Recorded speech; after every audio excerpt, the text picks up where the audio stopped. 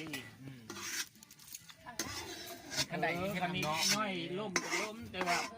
คันนั้นสั้นหนึ่งหาสั้นสองสั้นสองหาสั้นสามเบียกเขาแล้ว เบียกเขาแต่ว่าอันนี้มันเบียกคันใดนอกพีอันนี้นะ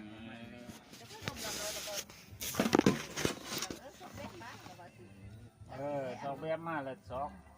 เขาเฮ็ดกับเรื่องเฮ็ดนั่นแหละแต่ว่าเขาอีนับเงิน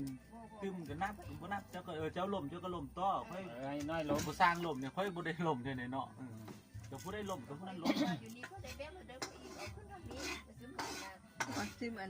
นึง แล้วคันได้สั้นหนึ่งหาสั้นสองกับพวกเจ้าต้องหู้ว่าจะได้นี่ก้อนเขาเทพื้นได้หน่อยกับเทผ่านเลย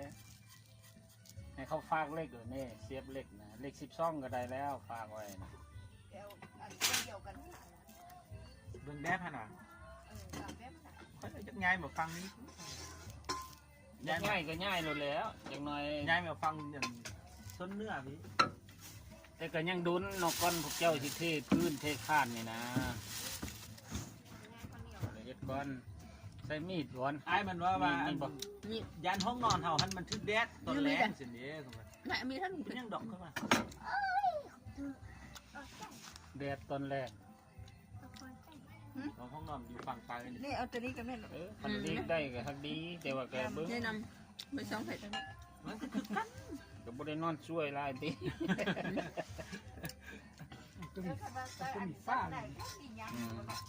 เพราะว่า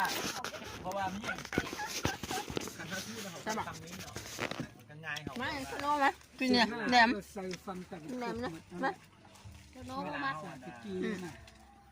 เรื่องผมอ่ะ ขึ้นละขึ้นตะวินออก ห้องอยู่ฝั่งนั้นเราเขาไปอัน ส่วนไร ห้อง